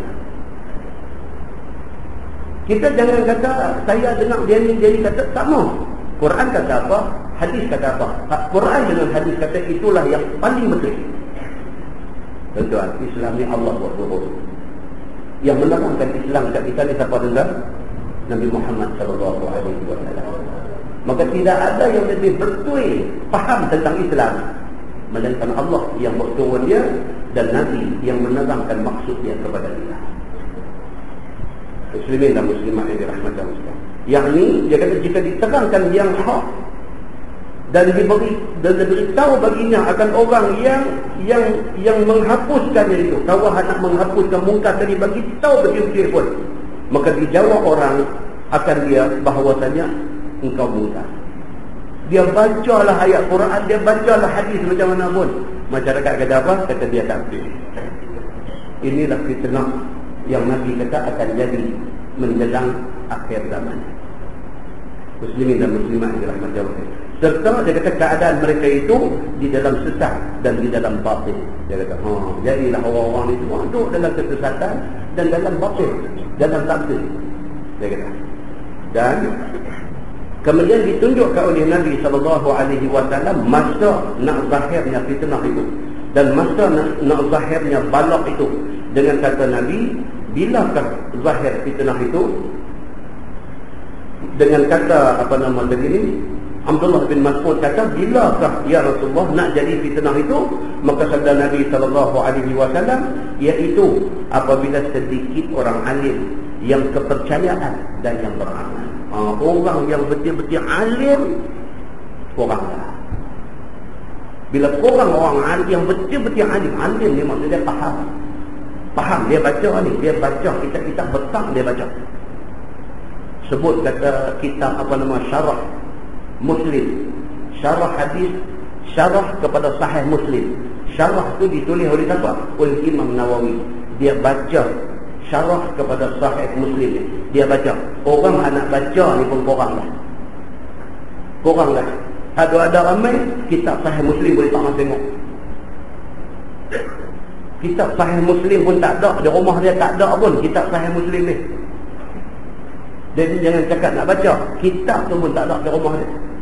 Kalau angkat tunjuk kat dia pun dia duduk klik boleh buat tengok. Dia kata ni kitab apa ni? Yang aku tahu baru magi. Dia kata ni aku tak tahu. Enggak. Nampak tuan-tuan? Orang yang berkemampuan dibaca kitab yang menjadi syarah asal kepada kitab-kitab sahih ni dah kurang dah. Dia kata. Dan jadi banyak pula raja-raja ataupun pemerintah kamu, ramai ahli politik makin ramai. Itu maksudnya. Al-umara ni maksudnya pemerintah, ahli politik, raja makin ramai. Semua nak jadi ahli politik. Ni 2-3 hari ni kira masing-masing bercakap tentang perlembagaan dan undang-undang ni. Mengaji undang-undang bila ni yang kita bercakap tentang perlembagaan ni. Tapi hari ni jadi tuan. Kita sendiri pun sama kan, sama bercakap ni. Oh dia ni tak boleh ni, dia ni tak boleh pecat dia ni. Dia ni tak ada kuasa pecat dia ni. Sebab dalam undang-undang ni kata dia boleh. Cakap macam lawyer ni. Pasal apa? Pasal ni dia kata. Dalam hadis ni dia kata apa? Wa kasurat umara'ukum, maka ramailah ahli-ahli politik dalam masyarakat pada ketika itu. Semua nak jadi ahli politik. Enggak. Dan jadi umum khianah dan kejahilan. Kejahilan ni menjadi umum. Orang yang tak reti ni punya ramai. Tak reti apa. Tak tahu apa. Pasal agama ni tak tahu apa. Dia kira dia semayang fardu 5 waktu. Kalau tergelincang tu dia kata tak upaya. Tapi dia cuba untuk nak buat 5 waktu. Dia kira dia dah cantik lah. Dia Islam lah. Lain jangan tanya dia. Bak lain jangan tanya dia. Dia kira aku semayang aku jaga. Dia kata yang tu kan. Habis ni hang hidup dalam rumah tangga, suami isteri apa semua, peraturan hidup dalam keluarga semua apa enggak? Apa tangan ada tangan semayang bagi dia tu dah. Di rumah dia betul kan. Makna dia apa? Kejahilan semakin umum. Entah ni kita duk baca baru mati di Masjid Jelutong ni. Saya duk kira balik kat 18 tahun. 18 tahun dah baca, tak habis lagi. Habis jilid ni sambung jilid ni, habis jilid ni sambung jilid ni, habis jilid ni sambung jilid ni. Dengan sebulan sekali ni lambat dah habis. Kan? Bulan depan tak ada kuliah. Doa maaf dulu. Sesi sekolah. Lagi lambat habis. Pun kita duk baca ni, pun kita duk jumpa benda kita tak tahu ni tuan-tuan. Allahu Akbar. Bukan tuan-tuan, saya duk baca ni pun duk jumpa hadis ni. Hadis ni aku tak pernah dengar ni. Kita jumpa ni, hadis ni aku baru jumpa ni. Ada hadis macam ni. Pasal apa tuan-tuan? Ilmu Islam ni luahnya kalbah, macam lautan luah. Ilmu Islam ni macam lautan luah. Kita mengaji tak habis ni. Dalam pada duk belajar hadis, duk baca syarah hadis apa semua ni, duk baca Fatihah tak habis. Tajwid pula tak ada nak mengaji. Tajwid tak ada nak mengaji. Dalam tak mengaji tajwid tu. Masya Allah tu imam kita ada semayang baca punya sedap punya elok. Ada orang komplain kata baca tak habis. Takut kita. Tu imam yang qari, yang baca sedap, yang baca Masya Allah ni. Anda kata, tu imam baca tak habis. Hang betul lagi pada dia kan? Pasal apa jadi macam tu tuan-tuan? Pasal jahil. Bila dia jahil ni, dia nampak orang betul tak betul. Padahal dia yang tak betul. Maka ni yang Nabi SAW sebut ni. Nabi kata apa? Wa qallat fuqaha'ukum, dan semakin kurang orang yang faqih tentang agama, wa kasurat qurra'ukum, dan semakin ramailah orang-orang yang qurra, yang semata-mata qari tapi tak tahu apa. Dia kata. Dan sedikitlah bercakap, dan sedikitlah yang bercakap dengan sebenarnya, dan tiada takut lain daripada Allah Subhanahu wa taala. Makin kurang orang yang takut kepada Allah, dan sedikitlah yang membuang perkara jahat, yang mencegah mungkar, dan marahkan kerana hak. Makin kurang dah orang yang nak cegah mungkar ni. Dan jadi banyak orang-orang yang hafaz Quran padahal tiada yang amalkan dengan segala yang disuruh di dalam Quran itu, dan tiada mengambil manfaat akhirat mereka itu dengan Quran itu. Dia jadi macam tu. Belajar Quran nak lagu aja, isi kandungan pun dia tak faham. Dia duk jadi ramai macam ni pula, dia kata. Dan dibaca mereka itu pada tempat-tempat yang syubhah. Dibaca Quran tempat tak kena dah. Dia seorang sedar mengaji Quran bagus, orang panggil dia pergi selawat masa orang nak naik langit sekali. Allahumma salli, tarik dengan dengung dengan apa, tak kena. Majlis tu tak kena, majlis tu tak sesuai pergi selawat. Pasal apa? Pasal dia nak buat benda tak betul. Dia baca doa, majlis apa? Majlis nak gencok, menyanyi poncok, nak menari poncok-poncok. Dia pergi baca doa selamat. Dia pergi jadi tak kena. Majlis tu tak perlu doa selamat, sebab majlis tu pun tak selamat. Tapi dia pergi baca. Pasal apa? Benda dah jadi dalam bukan mereka. Kita kena ada harga diri. Orang panggil kita nak pergi majlis, nak kena tengok dulu. Nak pergi baca Quran, nak pergi apa pun majlis apa. Kalau majlis khurafat, majlis mungkar, jangan pergi baca-baca Quran ni. Quran itu fi kitabim maknun la yamassuhu illa al-mutahharun. Quran ini kitab yang Allah cukup pelihara dia. Tidak boleh menyentuh Quran ini melainkan orang-orang yang mutahharun, orang-orang yang suci bersih. Muslimin dan muslimat yang dirahmati Allah. Dan tempat-tempat jahat dan tempat-tempat permainan yang tak elok, dia pergi baca Quran, tak kena. Dan jadi belajar hukum Allah bukan kerana agama dan bukan kerana nak beramal dengan dia. Bahkan dia ambil belajar kerana nak mempermain-mainkan dan nak buat lawan, berbantah dengan dia. Tak mahu. Tujuan dia pergi belajar tu benda tak kena dah. Benda tu dah jadi salah. Dan apatah lagi kerana nak menuntut jawatan, maka jadilah orang yang bersifat dengan ilmu itu lebih dahulu daripada orang-orang yang meruntuh umbi agamanya. Dia umpama aneh-aneh yang meruntuhkan agama dia. Tak mau macam tu. Baik, benda buka muka sebelah tu dulu saya tak benda yang sama. Buka muka sebelah. Ini saya baca cepat-cepat sikit. Okey, bab dia kata majaa fil hadi ala tabligh istimam. Itu bab yang datang pada menyatakan hadis yang memecut ataupun menganjurkan ataupun yang menggalakkan atas menyampaikan hadis yang didengar. Kita disuruh, kita dengar apa? Khabar tahu ni. Kita disuruh bersifat tabligh. Tabligh maksudnya menyampaikan. Kita dengar apa, kita sampaikan. Esok pergi pejabat bagi tahu kat kawan yang meja paling dekat dengan kita. Dekat siapa kita boleh sampaikan? Apa cara kita boleh guna untuk nak menyampaikan apa yang kita dengar? Ni, dengar rakaman ni semua. Tuan-tuan boleh dibagi dekat kawan tak main malam ni. Ni, semalam tak ada dengar benda ni. Bagi kat dia. Itu tabligh. Itu tabligh. Kita menyampaikan dakwah dekat dia. Ada orang lagi rajin, dia tolong burn pula masuk dalam CD, bagi pula. Nah, hang dengar sambil hang nak pergi kerja ni, pak masuk dalam sana. Kan? Itu tabligh dia kata. Maka dianjurkan supaya kita ada sifat itu. Ketahuilah saudaraku, sayangnya bagi seseorang yang mengetahui apa masalah tentang ilmu agama itu, siarkan dia dan ajarkan dia. Disuruh kita ni, ebarkan dia. Istimewa pula Quran dan hadis Nabi SAW.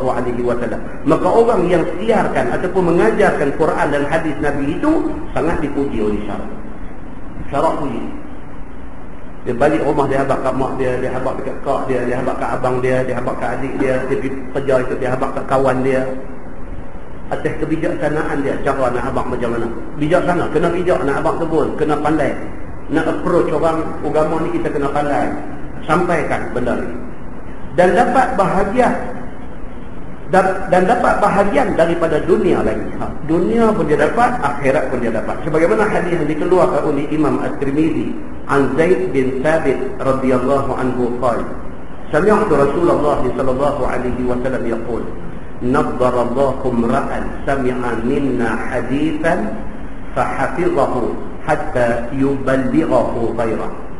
Ni yang kitab yang Syekh Idris Al-Marbawi, kalau tuan-tuan buka awal kulit kitab ni, dia main hadis dia macam ni. Buka balik buka depan, kulit tu buka hadis ni lah dia bawa main. Dia akan petik pada tiap-tiap jilid kitab dia akan masuk hadis ni.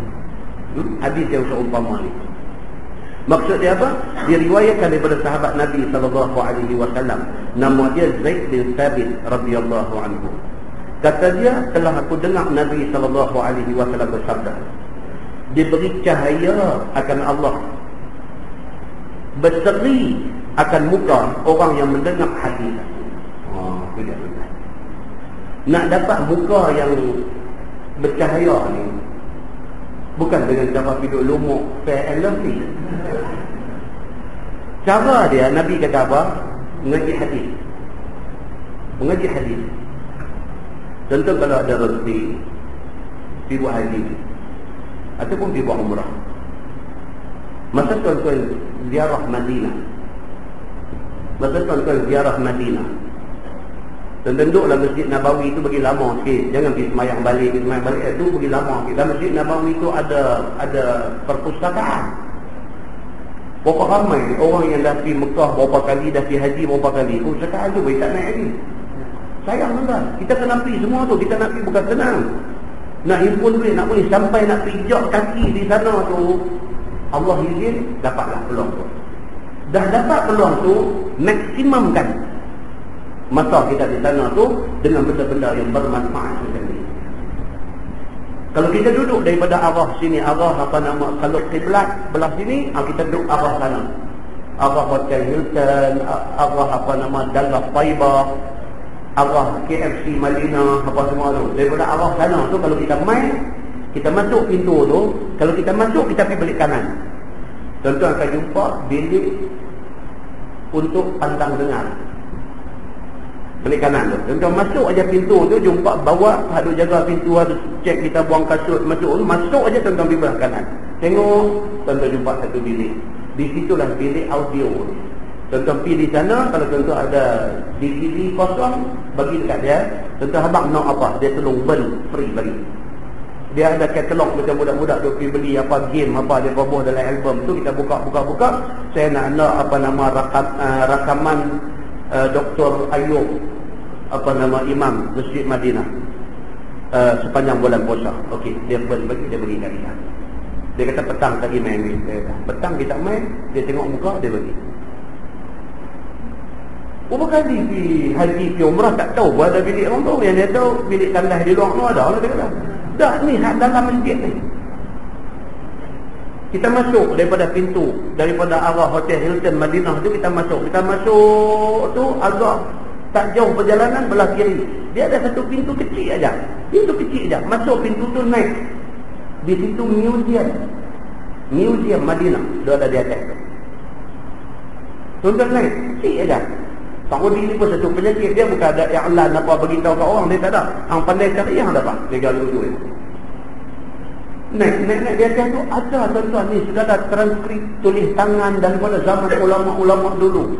Ibnu Hajar, Ibnu Taimiyah, apa ini tulis tangan ni dia simpan di sana.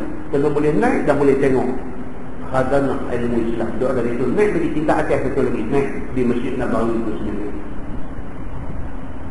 Kalau tuan-tuan pergi Masjid Nabawi, pergi masuk daripada pintu Babus Salam tu. Babus Salam tu balik sana, Babul Maqah tu balik sini. Kita masuk daripada Babus Salam. Kita masuk tu tuan-tuan tengok belah kiri. Dalam Masjid Nabawi tu ada macam satu bangunan lain duduk dalam tu. Itu rumah Sayyidina Abu Bakar As-Siddiq. Yang dalam hadis Nabi SAW, Nabi pernah perintahkan suruh tutup pintu-pintu Masjid Nabawi kecuali pintu Abu Bakar. Nabi kata, di situlah tempatnya. Hari ini Saudi buat 2 tingkat rumah Sayyidina Abu Bakar ni, dia buat tempat VIP duduk dia. Kita explore dalam Masjid Nabawi tu. Nak sampai bukan senang. Dah sampai ni maksimum ambil tahu apa benda ni. Pergi di Raudhah, jangan setakat sampai Raudhah tu nak semayang sunat di dalam Raudhah tu saja. Itu pun nak buat juga. Tapi hal lain pun nak buat juga. Nak tengok ni, ada beberapa ustuana, ada beberapa tiang di dalam Raudhah tu. Tiap-tiap satu tiang tu dia ada cerita dia. Ini tiang Aisyah, ini tiang Abu Lubabah, ini tiang Mukhallaqah. Bukan ada istimewa apa, bukan suruh kita duduk peluk tiang tu sampai polis dia tiba dia belakang, tak. Tapi kita saja nak tahu pasal apa tiang ni, nama tiang Abu Lubabah, dia ada tulis di atas tu. Pasal apa? Ingat, oh ada dulu satu cerita, satu sahabat nama Abu Lubabah, dia punya cerita macam ni. Dia pernah tambat diri dia di tiang tu. Benda-benda macam ni tuan-tuan, bukan sahaja kita pergi umrah, tetapi iman kita dapat benda-benda macam ni. Bila sampai di kawasan Raudhah, tengok pula mihrab tempat Nabi semayang tu, tengok. Kita ingat balik di sinilah dulu Nabi tu semayang. Dan belakang tempat imam berdiri di mihrab tu, di situlah tempat Nabi selalu sembahyang sunat. Dan di situlah spot yang menjadi spot Imam Malik masa dia menjadi imam di Madinah dulu. Orang tanya Imam Malik, Tuan Guru, mana tempat yang Tuan Guru suka untuk sembahyang? Dia kata di tempat yang Nabi selalu sembahyang sunat, belakang mihrab tu. Di situlah tempat yang dia suka sekali buat sembahyang sunat. Jadi bila kita pergi di sana, benda-benda macam ni dia duduk pusing dalam kepala kita. Satu lebih bermakna umrah kita yang kita pergi. Muslimin dan muslimat yang dirahmati Allah. Ini benda yang dia nak bagi tahu dekat kita ni, dia kata. Dan aku dengar Nabi SAW bersabda dan diberi cahaya dan berseri-seri muka orang yang mendengar hadis Nabi. Saya nak abang tak main lagi. Jadi ni cerita Masjid Nabawi dah jauh dah. Yang saya nak abang apa dia tuan? Student kita Malaysia yang pergi belajar di Masjid Nabawi ni. Kalau tuan-tuan jumpa mereka di dalam Masjid Nabawi ni, tuan-tuan tengok muka mereka lain, tuan-tuan. Padahal asal daripada balik pulau, asal daripada Tasik Belugor, asal daripada Sungai Petani, berkat bumi Madinah, bumi Nabi SAW ni. Dan mereka pergi di sana pula pergi nak belajar hadis Nabi SAW. Allah bagi yang kita baca ni apa dia? Nabdarallahu ra'an sami'a minna haditha. Allah cahayakan muka orang-orang yang dengar hadis aku, Nabi kata. Allah bagi kat mereka. Saya sampai di sana, saya cari kejap lah budak-budak ni, panggil saya jumpa. Tak ada apa tuan, tengok muka mereka pun seronok lah. Tengok muka mereka pun seronok lah. Mereka duduk di atas bumi Nabi SAW. Mereka mengaji hadis Nabi. Mereka semayang di Masjid Nabawi. Tengok muka mereka, duduk dengan mereka tak. Nak bangkit tak lagi, kita kata kat mereka, doa kat saya. Doa kat saya. Orang-orang yang Allah nabbarallahu, yang Allah Subhanahu wa ta'ala cahayakan muka mereka, sami'a minna hadithan, kerana mereka ni dengar hadis Nabi sallallahu alaihi wasallam. Yang ni siapa-siapa yang mendengar hadis daripada aku, Nabi kata, maka diambil orang akan dia, dijadikan guru dan ikutan, dan diberi orang muka dan diberi orang suka hatinya sampai berseri muka dia oleh sukacita hatinya itu, dan berkat hadis Nabi SAW. Kita mengaji hadis ni, kita mengaji hadis ni kerana Allah, bukan kerana benda lain. Allah bagi cahaya mai ke muka kita.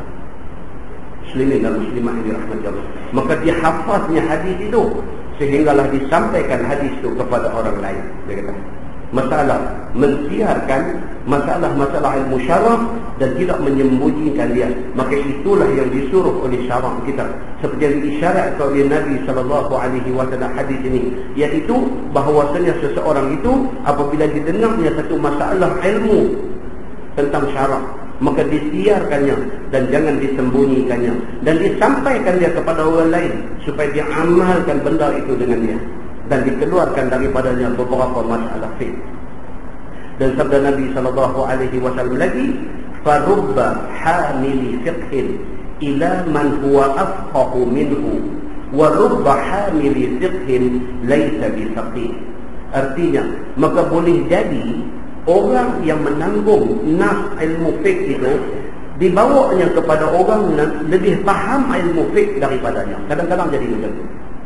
Kita dengar satu hadis malam ni, esok kita pergi habang hadis tu dekat ustaz lain, yang orang kita pergi habang tu sebenarnya lebih faham benda kita habang ni, dia lebih faham daripada kita. Tak apa, saya kata tak jadi kesalahan. Kita dengar malam ni. Kita dengar ni, esok kita pergi cerita dekat satu ustaz. Ustaz tu dia lebih faham benda kita habaq ni daripada kita. Kadang-kadang boleh jadi lagu tu. Tak apa, dia kata. Itu pun tak apa. Dia kata, pasal apa? Pasal farubba. Kadang-kadang Nabi kata, ada jadi macam tu. Kita pergi habaq dekat satu orang, kita dulu nampak dia, nampak loy, nampak low off, kita ingat dia ni tak dia apa. Tengok dia lagi reti daripada kita. Tapi kita pergi habaq kat dia, tak salah. Benda tu tetap ilmu. Bukan ilmu yang baru untuk dia, tetapi peringatan untuk dia. Baik. Seperti satu orang, dia kata, menyampaikan satu nas fiqh itu kepada orang yang mujtahidi. Dia pergi habaq pula, bukan kalang-kalang orang. Satu orang mujtahid yang dia pergi habaq tu. Gila banyaklah. Gila banyak. Dia pergi habaq kat orang mujtahid, bukan setakat ustaz. Mujtahid. Dia tu saja hafal hadis, tak tahu berapa puluh hadis, berapa ratus hadis dia hafal. Sanad dan matanya sekali. Kita berada pergi habaq kat dia. Kadang-kadang Nabi kata ada jadi macam tu.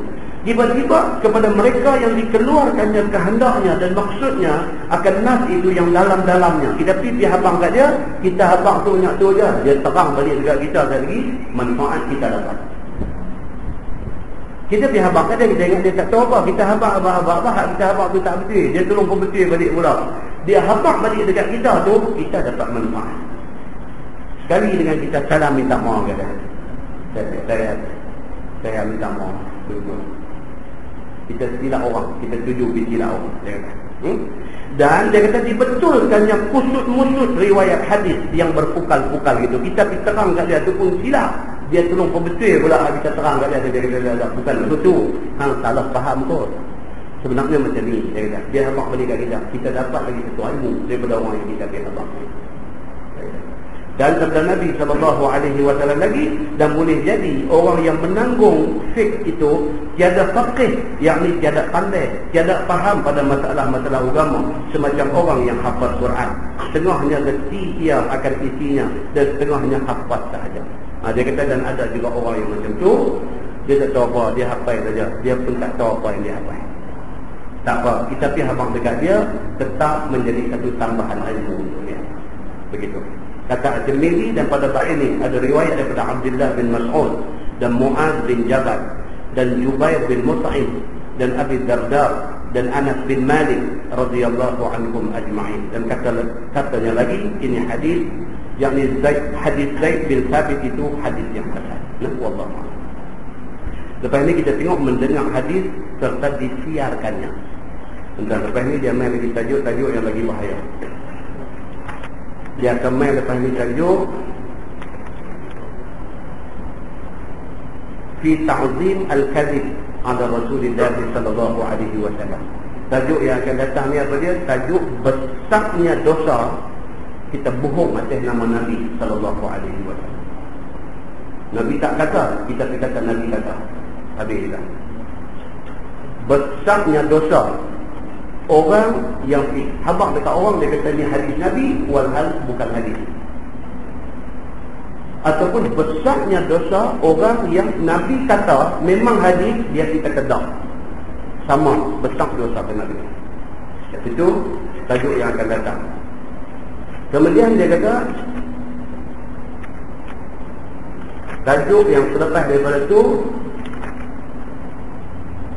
bab fi man ruya hadithan wa huwa yara annahu kadhib. Dia baca satu hadis sedangkan dia tahu benda tu bukan hadis. Benda tu bukan hadis. Dia pergi baca dan dia kata benda tu hadis. Dia tahu benda tu bukan hadis, tapi dia tidak kata benda tu hadis. Tadi tak tahu, ni tahu saja hidup kata hadis juga. Lagi satu dosa kena dekat dia. Lepas tu dia main panjang lagi tajuk. InsyaAllah kita sambung pada bulan Julai, insyaAllah. Julai dengan Ogos ada satu lagi. Lepas tu puasa dah selesai. Tengok berapa masjid dah jadi ulang abang benda ni. Pasal apa? Pasal benda ni perlu diulang. Betapa cepatnya masa orang ni. Sedang tak sedang, tahun ni umur kita dah nak pergi 50. Nampak tu ranggi lagi, tapi tak, dia nak pergi 50 dah. Pasal apa tu kan? Pasal masa ni. Dia duduk jalan macam tu. Dia spin ni cukup laju. Spin. Ni bulan 5. Bulan depan cuti, tak ada kuliah. Jumpa pula insya-Allah, panjang umur, sihat umur badan, Allah bagi masa, Allah bagi kat kita kelapangan, Allah izin kita main. Jumpa bulan Julai. Julai satu kuliah, Ogos satu kuliah. Ujung Ogos puasa. Puasa. Yang rasa macam baru lagi ni. Puasa ni macam baru. Main pulang. Semalam di Barat Buntang, saya kata duduk terdengar-dengar lagi ni. Subhanal Malikil Ma'bud. Duduk terdengar-dengar lagi. Ya. Duduk ternampak-nampak lagi ni. Tok Siak yang Tok Imam Takdan bagi salam hadis, dia dah Subhanal Malikil Ma'bud dah ni. Tok Bilal kan, Tok Bilal. Sembahyang tarawih ni saya tengok sendiri, bukan orang pernah saya tengok sendiri. Saya kadang saja tukar sembahyang rata-rata, tengok tempat ni macam mana, tempat ni macam mana, jumpa satu tempat. Tok Imam sembahyang tarawih ni, dia bagi salam, Assalamu Subhanal Malikil Ma'bud, bunyilah. Adakah dia bagi salam dulu pada Tok Imam ke? Maka dia bunyi Subhanal Malikil Ma'bud dulu. Opening tuan-tuan. Dan kalau nak buat ibadat pun buat bagi elok. Tok Imam tak habis dia Assalamu Subhanal Malikil Ma'bud, Subhanal Malikil Ma'bud, Subhanal Malikil Ma'bud. Bunyol. Tak salah tu lah. Tak salah tu. Pasal apa? Ibadat yang paling baik itu ialah ibadat yang tenang. Tak ada ayuh rendah. Tak ada ayuh rendah. Kalau tuan-tuan tak sebut pun tak apa. Subhanal Malikil Ma'bud, Subhanal Malikil Ma'bud ni, bagi saya tak sebut tu saya lebih tenteram ibadat saya. Tenteram. Allahu Akbar. Tu Imam takbir. Bismillahirrahmanirrahim. Alhamdulillahi Rabbil Alamin. Baca ya surah, habis surah Allahu Akbar, Sami'allahu liman hamidah, Allahu Akbar sampai habis. Assalamualaikum warahmatullahi, Assalamualaikum warahmatullahi, Allahu Akbar. Semayang pula. Apa? Selesai. Daripada kekacauan tadi ni, kekacauan tu yang sebetulnya Embariu kena main tu, itu kekacauan tu. Pasal cara dia buat tu kacau. Tuan-tuan tengok Masjidil Haram semayang macam mana, Masjid Nabawi semayang macam mana. Tapi masalah kita orang di Malaysia ni, kita kata apa? Tu habis dah. Oh, jangan cakap macam tu. Kan? Kalau nak buat juga pun bagi tenang. Tapi saya secara peribadi suka tak ada nikmat. Dia tenang ya ibadat kita. Sampai habis. Nak buat 20, buat 20. Assalamualaikum warahmatullahi, Assalamualaikum warahmatullahi. Tenang rasa puas. Semayang tarawih malam ni berapa? Puas. Bukan puas betul. Puas. Tak tahu nak apa. Kan? Dia rasa tu, perasaan tu dia rasa puas. Keluar pun selesa, sahur kasut, naik motor, naik kereta balik pun berasa macam satu ibadat aku buat malam ni. Alhamdulillah. Tak tahulah tuan-tuan rasa macam mana. Sepulang masing-masing rasa lah. Setengah orang dia bila tak ada yang tu, dia rasa macam tak semayang tarawih. Ada juga. Dia kata sunyi, tepi sampai tak ada selawat, tak ada apa. Dia kata, berasa lagu macam tak semayang tarawih malam ni. Dia rasa lagu tu pula. Terpulanglah masing-masing. Tapi ibadat ni apapun ibadat ni paling baik kalau boleh dibuat dengan tenang. Itulah ibadat yang paling baik. Nah, muslimin dan muslimah yang dirahmati Allah sekalian, apapun kita daripada hari ke hari, biarlah kita lebih mengelokkan ibadat kita. Saya baru baca hadis di Masjid Sultan Bahiyah Al-Ustaz. Hadis cerita apa? Cerita Nabi kata tahun yang nak mai adalah tahun yang lebih buruk daripada tahun yang lepas. Apabila satu sahabat dijumpa satu tabi'in, dia ni daripada kalangan tabi'in, dia bukan sahabat, dia dijumpa sahabat yang bernama Anas bin Malik. Bila dia jumpa Anas bin Malik, dia mengadu dekat Anas. Dia kata, wahai Anas, apa nak jadi kita ni? Dia nak mengadu perihal zalimnya Hajjaj bin Yusuf As-Saqafi yang zalim. Dia bunuh berapa ramai para sahabat, dia bunuh berapa ramai alim ulama daripada kalangan tabi'in. Sehingga kan orang hak dia bunuh ni bukan calang-calang orang. Di antara yang dia bunuh ni siapa dia? Di antara yang dia bunuh ni anak angkat Nabi. Dia bunuh. Jadi zalim dia ni menyebabkan sebahagian orang pergi jumpa Anas, pergi mengadu dekat Anas, wahai imam, wahai Anas, apa nak jadi kita ni? Hajjaj ni zalim sangat dia ni. Anas jawab apa? Dia kata, aku ingat lagi Nabi SAW berkata, Nabi kata, tahun yang nak main adalah tahun yang lebih buruk daripada tahun yang lepas. Maknanya apa? Kita jangan harap kita akan jumpa lebih baik daripada kita jumpa dah. Itu maksudnya. Hadis itu baru baca di Masjid Sultan Al-Bariyah Al-Ustaz. Jadi maknanya kita towards, orang putih kata towards the end, ke arah nak kiamat ni, kita akan jumpa keadaan yang worse, yang semakin worse, yang semakin worse. Maka bersedialah untuk menghadapi keadaan-keadaan itu. Yang penting apa dah? Kita mudah. Yang penting kita perbaik. Tahun lepas, tahun ni, biarlah tahun ni lebih baik daripada tahun lepas. Tahun ni, tahun depan, biarlah tahun depan lebih baik daripada tahun ni. Kita biar macam tu. Dunia ni nak jadi macam mana, itu luar daripada kontrol kita. Tapi kita biarlah lebih baik dan lebih baik. Pasal apa? Pasal kita mendekati tarikh mati kita. Semalam kita sebut di Taman Krian, tarikh mati adalah sesuatu yang pasti. Tetaplah. Yang kata Syamsuri Ahmad, dia akan mati berapa hari bulan berapa, tahun bila, pukul berapa, jam dia apa, minit dia apa, saat dia apa. Tuhan dah kunci dia lah. Saya menuju ke arah itu. Maka saya bukan makin jauh dengan tarikh mati saya makin dekat dengan tarikh mati saya. Sesuai dengan kita semakin mendekati tarikh mati kita, biarlah kita semakin baik dengan Allah Subhanahu wa ta'ala. Sampai time kita nak habis, nak menghadap Allah ni, biarlah dalam keadaan kita beriman, kita mati dalam keadaan beriman, kita bangkit hidup sama dengan orang yang beriman kepada Allah Subhanahu wa ta'ala. Nah, kita sambung dengan tafsir kafarah dan surah Al-Nas. Subhanallah.